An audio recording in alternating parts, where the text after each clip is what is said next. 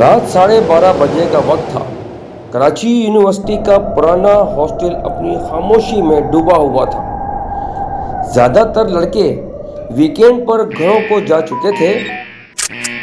پورے ہاسٹل میں بس 3-4 کمروں میں روشنی نظر آ رہی تھی، مگر پوری راہداری میں ایک عجیب سی اداسی پھیلی ہوئی تھی، جیسے دیواریں بھی سانس لے رہی ہوں۔ اس راہداری کے آخر میں ایک کمرہ تھا، کمرہ نمبر 19، جو پچھلے 2 سال سے خالی پڑا ہوا تھا۔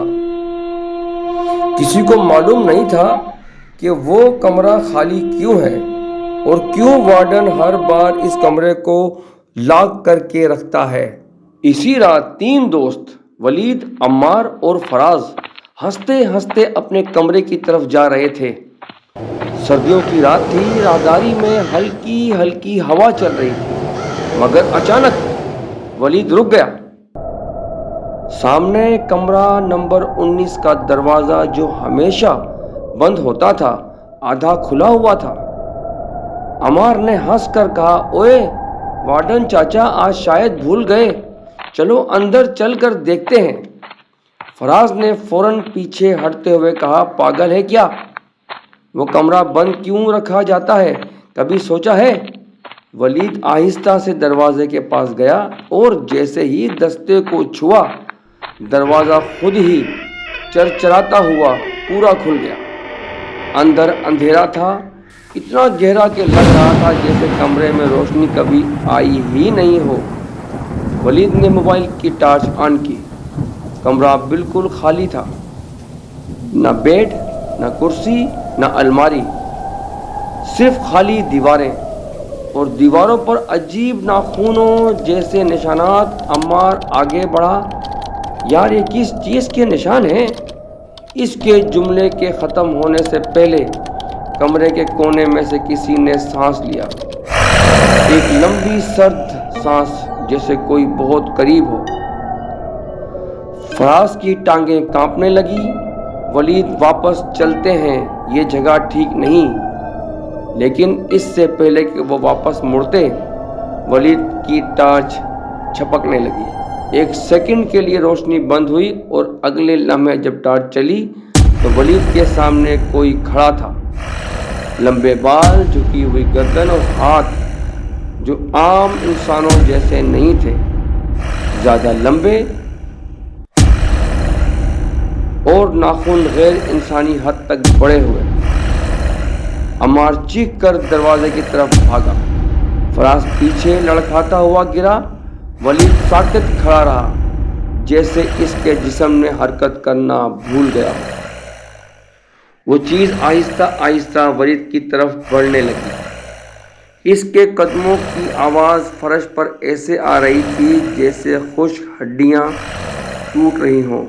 فراز نے ولید کو پکارتے ہوئے کہا، ولید بھاگو، لیکن ولید کے ہونٹ کانپ رہے تھے، آواز نکل ہی نہیں رہی تھی۔ مخلوق بالکل اس کے سامنے آ گئی۔ ولید کی ٹارچ اس کے چہرے پر پڑی اور سامنے آنکھیں نہیں تھی، صرف کالی سیاہ گڑھیں، اور پورا چہرہ ایسے جیسے کسی نے ناخنوں سے نوچ نوچ کر پھاڑ دیا ہو۔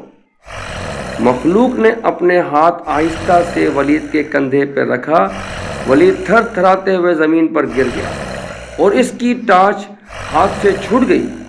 جیسے ہی ٹارچ فرش پر گھومی، مخلوق غائب ہو گئی۔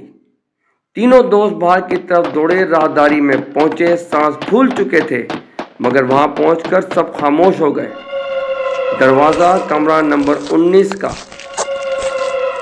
آہستہ آہستہ خود ہی بند ہو رہا تھا، اور جیسے ہی بند ہوا، دروازے پر نئے ناخنوں کے نشان ابھر آئے۔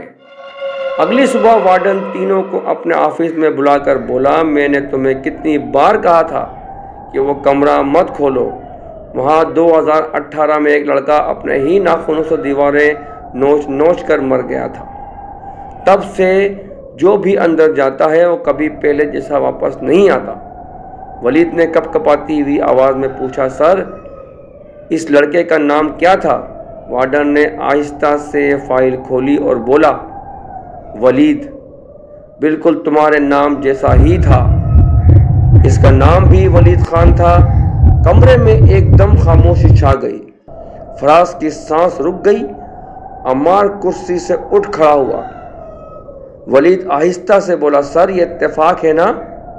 وارڈن نے گہری سانس لی۔ بیٹا نہیں، جس دن تم ہاسٹل آئے تھے کمرہ 19 کا دروازہ خود بخود کھلا تھا۔ تب سے میں ڈرا ہوا تھا، بار بار سوچ رہا تھا کہ آخر کمرہ تمہیں کیوں بلا رہا ہے۔ ولید کے ہاتھ کانپنے لگے کیونکہ آج صبح نہاتے وقت اس نے کچھ عجیب دیکھا تھا۔ اس کے ناخن غیر معمولی حد تک لمبے ہو رہے تھے۔ کہانی ختم نہیں ہوئی۔ کمرہ نمبر 19 آج بھی خالی نہیں ہے، بس دروازہ کسی اور ولید کا انتظار کر رہا ہے۔